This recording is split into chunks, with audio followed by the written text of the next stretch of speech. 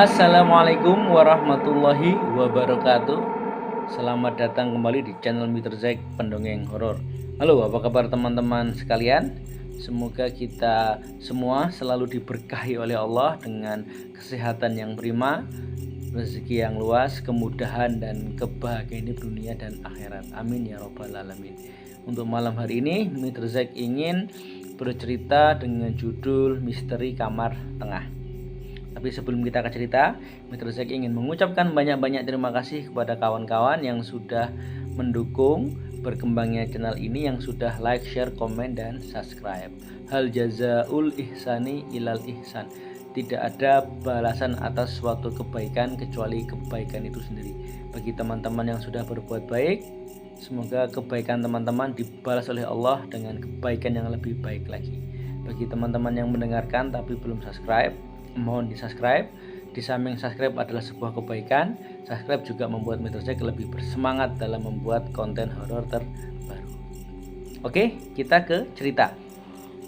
Cerita ini didapat oleh Mr. Zack dari seorang kawan ya. Kita sebut saja namanya sebagai Mas Narto ya, nama samaran. Terjadi di sekitar tahun 2000 di suatu daerah di Kabupaten Sleman, daerah istimewa Yogyakarta. Tahun 2000 Mas Narto ini kelas 3 SMA dan akan menghadapi yang namanya EBTANAS, evaluasi belajar tahap akhir nasional. Nah, tahun 2000 orang tua dari Mas Narto ini, kita sebut saja sebagai Pak Abdul, itu purna tugas atau pensiun dari instansi tempat Pak Abdul bekerja ya, karena mendapat semacam uang pesangon atau santunan hari tua oleh Pak Abdul, dibelikanlah sebidang tanah kosong gitu di daerah Kabupaten Sleman yang utara, yang sudah mendekati Kabupaten Magelang. Mohon maaf ya, lokasi detail tidak perlu kita sebutkan yang untuk menjaga nama dan marwah baik ke semua pihak yang ada di cerita ini. Tanah tersebut tanah kosong ya, dengan lokasi yang pada waktu itu, pada tahun itu 2000, masih banyak sawah-sawah kosong, tanah-tanah kosong gitu. Menurut narasumber, menurut Mas Narto, orang tuanya yaitu Pak Abdul membeli tanah itu dengan harga yang boleh dibilang terjangkau. Karena ketika dulu aktif bekerja memang belum punya rumah, hanya sewa rumah, dari rumah sewa ke rumah sewa di dekat lokasi bekerja di Kodia Yogyakarta. Karena pensiun, ada uang pensiun, diberikan tanah. Singkat cerita, tanah tersebut ya, semak belukarnya dipotong, pohon-pohon ditebang, oleh Pak Abdul dibangun sebuah rumah dengan 3 kamar ya. 3 kamar, ada 1 karpot, kemudian 3 kamar tidur, ada ruang TV memanjang ya, kemudian dapur dan kamar mandi, 2 kamar mandi di luar. Kamar depan untuk orang tua narasumber yaitu Pak Abdul dan Bu Abdul, tengah untuk narasumber Mas Narto, dan yang belakang adalah adiknya. Oke, setelah rumah terbangun, proses pindahan dari rumah di Kodia Yogyakarta menuju ke rumah pribadi di Kabupaten Sleman. Awal-awal menempati rumah itu tidak ada masalah apa-apa gitu ya, tidak ada. Ya paling hanya berangkatnya lebih pagi aja ya, dari Sleman ke Kodia, karena sekolahnya masih di Kodia Yogyakarta. Sampai suatu ketika Mas Narto ini sedang belajar di tengah malam untuk menghadapi EBTANAS ya. EBTANAS kira-kira 3 bulanan lagi gitu. Karena di kamar ini selalu merasa hawa itu gerah atau panas gitu, pakai kipas angin pun masih panas gitu, maka Mas Narto ini belajar di ruang TV gitu kan. Pada waktu itu tahun 2000 belum umum lah, belum banyak orang yang memiliki rumah dengan ber-AC, itu belum banyak. Mas Narto ini di ruang TV sambil belajar karena untuk nggak sepi, nyalakanlah TV gitu ya. TV dengan, menurut narasumber waktu itu, setel MTV gitu ya, musik television, musik yang dari TV. Nah, lagi asik-asiknya belajar, lagi konsentrasi belajar, di ekor matanya Mas Narto ini menangkap seperti sesosok melayang itu masuk ke dalam kamar tengah, kamarnya dia ya, pintunya yang sedang terbuka. Nah, Mas Narto ini memastikan ya, mungkin adiknya atau siapa gitu. Dia berdiri ke kamar belakang ya, ke kamar adiknya. Ternyata adiknya di dalam kamar dan sedang tidur. Itu sudah jam 12:30 gitu. Kalau orang tuanya ya nggak mungkin, masa istilahnya orang tua ngeprank gitu. Dengan perasaan yang takut-takut gitu, Mas Narto cek semua, jangan-jangan pencuri masuk gitu. Karena pada waktu itu sekitar tahun 2000, kondisi pada waktu itu tetangga itu masih berjauhan ya, masih banyak sekali tanah-tanah kosong gitu, sawah-sawah dan tanah kosong. Jadi kalaupun ada sesuatu takut teriak, tetangga tidak mendengar. Jadi cari nggak ada apa-apa. Oke. Beberapa malam berikutnya Mas Narto belajar lagi kan, di atas jam 12. Karena hawa kamar ini entah kenapa selalu panas, padahal cukup ventilasi, cukup ada kipas angin juga, tapi sumuk dan panas kan. Jadi Mas Narto selalu belajar di ruang TV ya, di ruang tengah sambil menghidupkan TV untuk suara-suara gitu. Sekali lagi tengah-tengah belajar, di ekor matanya melihat ada seperti terbang masuk kamar tengah. Karena sudah 2 kali melihat dan takut, Mas Narto ini pindah ke kamar adiknya untuk tidur gitu ya. Nah, besoknya lapor ke bapaknya gitu. Sudah 2 kali Pak melihat ada makhluk ya seperti bayangan terbang masuk kamar gitu.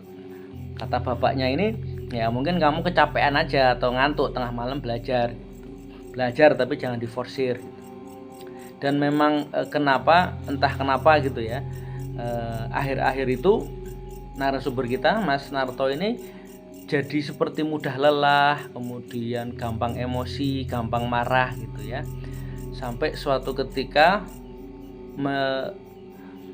menderita suatu penyakit gitu ya, lemas dan sampai dirawat di rumah sakit, di opnam di rumah sakit gitu. Karena semakin mendekati Eptanas atau ujian akhir nasional ya, terpaksa keluarlah dari rumah sakit untuk Eptanas. Oke, singkat cerita, karena hasil Eptanasnya ini dapat dikategorikan baik, Mas Narto ini ujian masuk perguruan tinggi negeri ya, namanya UMPTN ya, zaman Meterzek dulu, zaman tahun 2000 namanya UMPTN, ujian masuk perguruan tinggi negeri. Dan alhamdulillah Mas Narto ini diterima di perguruan tinggi negeri yang terkenal di Yogyakarta. Karena ya lumayan lah jalan kalau dari Sleman ke Jogja, Kodia Jogja kan lumayan. Tahun 2000 juga kondisi transportasi tidak seperti saat ini, maka untuk memudahkan Mas Narto ini sewa atau kos di dekat kampus gitu. Jadi artinya di rumah kamar tengah itu menjadi kosong gitu ya. Nah, suatu ketika ada kerabat dari narasumber Mas Narto ini berkunjung ke Jogja gitu. Suami istri dengan 1 orang anak gitu. Karena ingin menengok saudara ya, ingin bertemu dengan Pak Abdul dan Bu Abdul, yaitu orang tua Mas Narto, kerabat ini menginap di rumah ya, karena yang kosong adalah kamar tengah, kamar miliknya Mas Narto ini, diinapkanlah di situ ya selama sekian hari.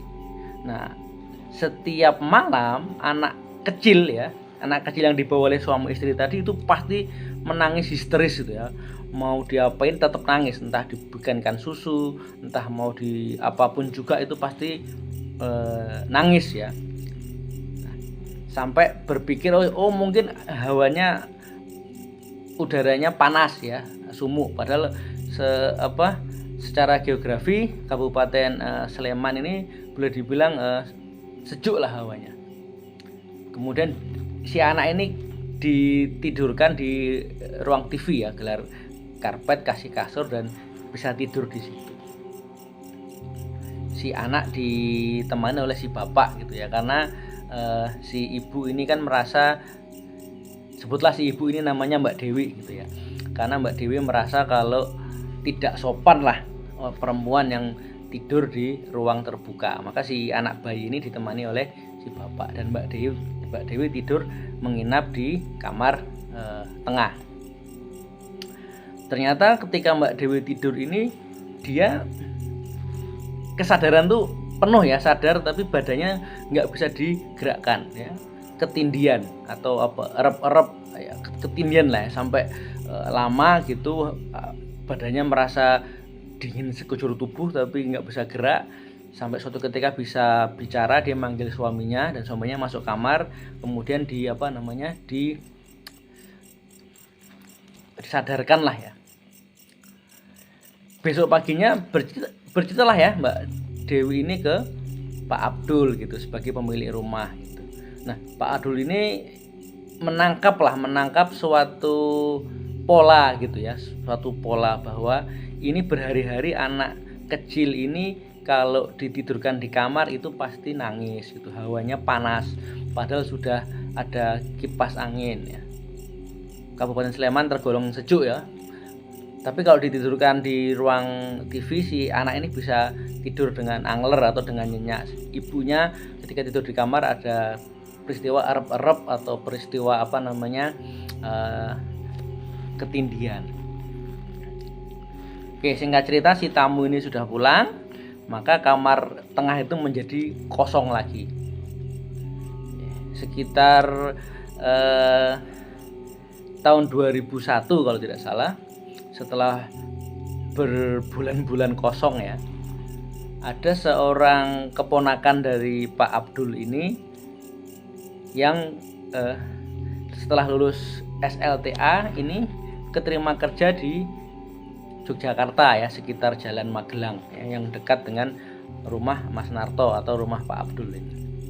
Karena keterima kerja, kemudian tinggal di Jogja, maka kata Pak Abdul, kata Pak D-nya ya, Pak Abdul sebagai Pak D-nya Mas Anto mengatakan, udah kamu nggak usah kos, kamu tinggal di kamar tengah aja, di kamarnya si Narto gitu, daripada bolak-balik jauh ya. Singkat cerita, Mas Anto ini bekerja ya di sekitar Jalan Magelang, pulang ke rumah tersebut.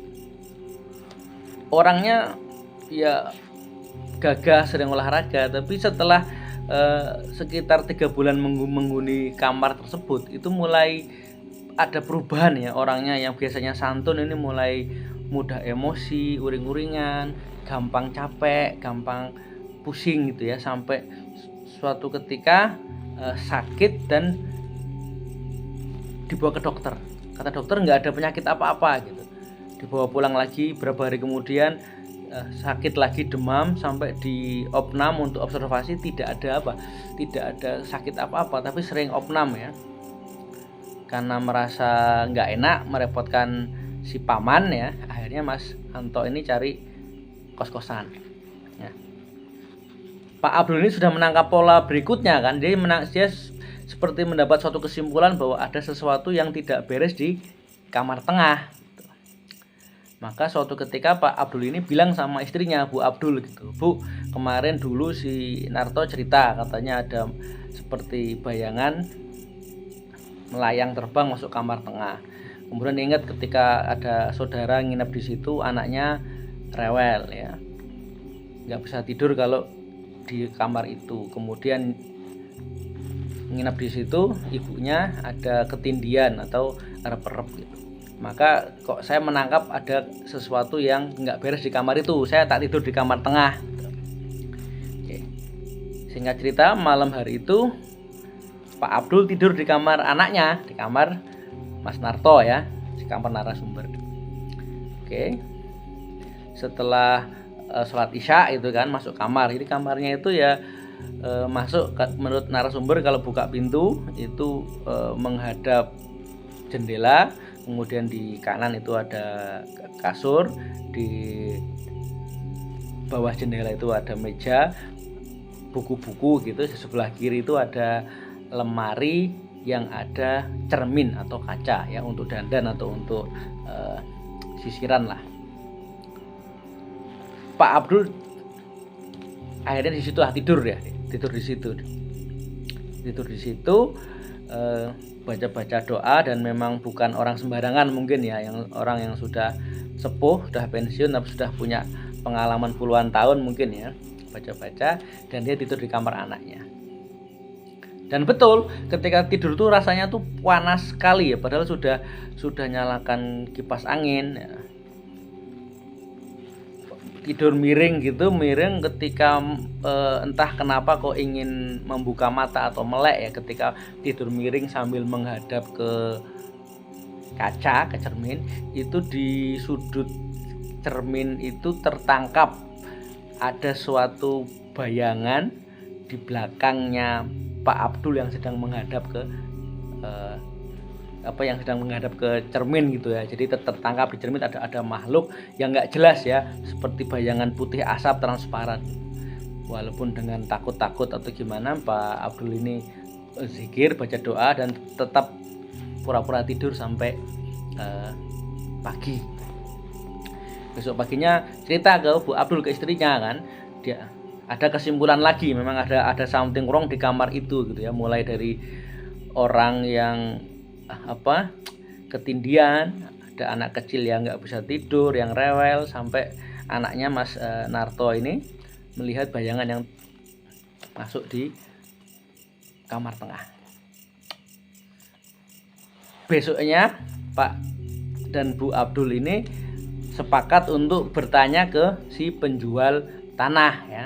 Berangkatlah Pak Abdul dan Bu Abdul ke si penjual tanah ya. Kita samakan saja nama si penjual tanahnya ini Pak Adi gitu. Pak Abdul bertanya kepada Pak Adi sebagai penjual tanah, itu tanah riwayatnya seperti apa, kok rumah saya seperti ini ya. Berceritalah Pak Abdul gitu. Nah, Pak Adi ini bercerita bahwa itu memang tanahnya dari boleh dibilang tanah warisan dari orang tuanya Pak Adi. Setelah orang tuanya Pak Adi meninggal, maka dibagi waris, dipecah-pecah, dan Pak Adi itu kebetulan mendapat tanah yang itu gitu. Memang tanah itu sangat susah sekali dijual gitu ya. Orang sudah melihat, sudah ini, tiba-tiba batal. Entah kenapa tanah itu susah dijual. Jadi maka ketika ditawarkan kepada Pak Abdul, dikasih harga yang boleh dibilang cukup miring. Setelah didesak lagi, kemudian Pak Adi ini bercerita gitu, ada rumor bahwa orang tua dari Pak Adi, si penjual tanah, si pemilik tanah yang pertama itu dulunya ketika bekerja itu memiliki perewangan ya, bahasa Jawanya perewangan, semacam kayak makhluk halus atau jin yang membantu mencari rezeki. Sama orang tuanya Pak Adi itu rumornya makhluk atau jin perewangan itu ditaruh di tanahnya itu, yang di tanah kosong tersebut, dan ditaruh di pohon rambutan. Dan memang ketika dibeli oleh Pak Abdul itu ada pohon rambutan gitu ya. Cuman pohon rambutannya kan ditebang untuk dibangun rumah, dan diperkirakan lokasi tebangan pohon rambutan itu ada di kamar tengah. Nah, Pak Abdul tanya kepada Pak Adi, kira-kira bisa diusir nggak gitu kan. Nah, Pak Adi berkata kan, wah mohon maaf saya nggak tahu itu. Kalaupun memang ada perjanjian itu kan antara makhluk halus dengan orang tua saya yang sudah meninggal. saya nggak tahu apa-apa, itu kata si Pak Adi sebagai penjual tanah. Karena memang rumornya orang tuanya Pak Adi ini punya perewangan atau punya semacam pesugihan gitu, dan itu tumbalnya bukan manusia, tumbalnya seperti sajen, ayam dan sebagainya. Oke, singkat cerita Pak Abdul ini pamit pulang kan. Tapi yang namanya orang kan pengen rumahnya aman, sentosa, tentram, maka Pak Abdul ini carilah ahli spiritual ya, ahli spiritual. Akhirnya bertemu dengan salah satu ahli spiritual, kita sebut saja namanya Kiai Muhsin ya, nama samaran. Nah, ketika Kiai Muhsin ini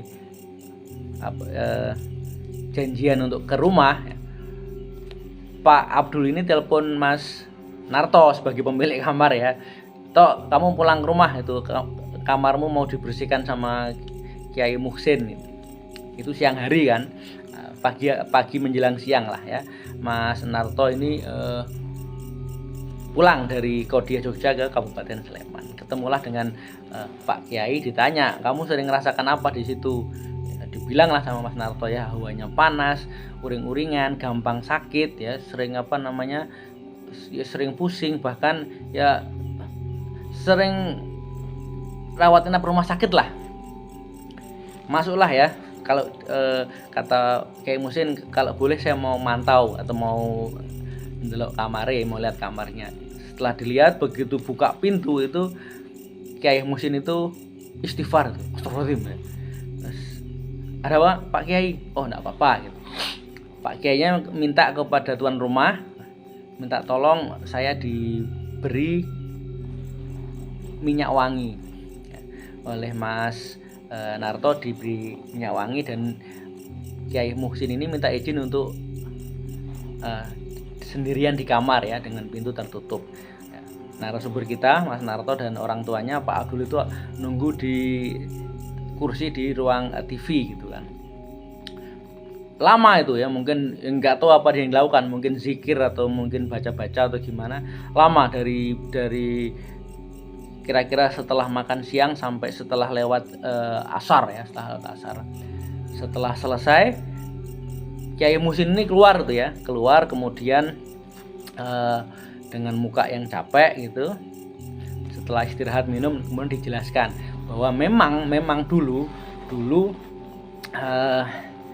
orang tua dari si penjual tanah, orang tuanya Pak Adi ini pernah, mohon maaf ya, bersekutu dengan makhluk halus untuk memudahkan mencari rezeki ya, makhluk perewangan, dan makhluk perewangan tersebut ditaruh di pohon rambutan, dan pohon rambutan itu setelah yang bersangkutan meninggal diwariskan ke anaknya, dijual ke Pak Abdul. Pohon rambutan itu ditebang menjadi kamar ya, yang saat ini kamar tengah yang ditempati oleh Mas Narto. Dan makhluk itu marah gitu ya.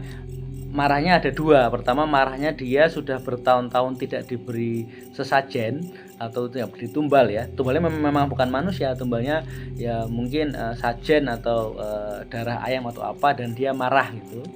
Karena kan yang memiliki perjanjian sudah meninggal dunia, maka dia nggak memberikan sesajen. Jadi si makhluk perewangan itu marah.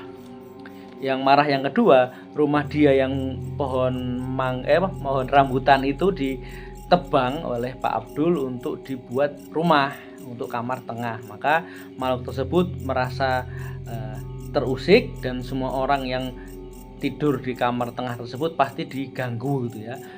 Akibatnya menjadi mudah uring-uringan, mudah emosi, hawanya panas, hawanya gerah, dan paling fatal adalah secara fisik sakit dan sering diopnam di rumah sakit.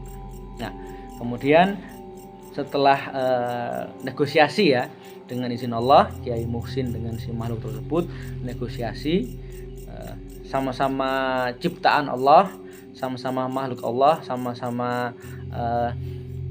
menghuni bumi, di mana bumi juga ciptaan Allah, maka jangan saling mengganggu, karena Pak Abdul dan keluarganya tidak ada sangkut paut dengan si pemilik perjanjian yang sudah meninggal dunia ya.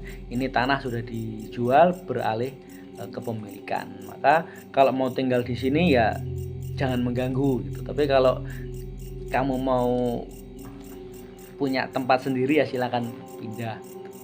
Dengan izin Allah, kata Kiai Muhsin, makhluk tadi bisa menerima dan akhirnya pindah di suatu pohon gitu di dekat dengan aliran sungai, karena kebetulan di rumah yang di dekat Sleman itu yang dekat dengan Jalan Magelang itu dekat dengan sungai gitu ya, pindah ke situ. Dan menurut narasumber ya, menurut Mas Narto, setelah si makhluk itu pindah, kamarnya itu menjadi adem. Memang hawanya kembali seperti hawa normal. Kabupaten Sleman itu memang sejuk ya, menjadi adem, nggak panas lagi, tidak gerah gitu. Mas Narto sudah tidak mudah emosi, uring-uringan, dan nggak sakit-sakitan lagi ya. Wallahu alam bisawab. Baik, demikian cerita untuk malam hari ini. Semoga teman-teman semua terhibur. Sebelum Mitra Zaik pendongeng horor undur diri, bagi teman-teman yang memiliki kisah-kisah horor dan ingin berbagi, dipersilakan, alamat ada di kolom deskripsi. Sekali lagi terima kasih. Mitra Zaik undur diri. Wassalamualaikum warahmatullahi wabarakatuh.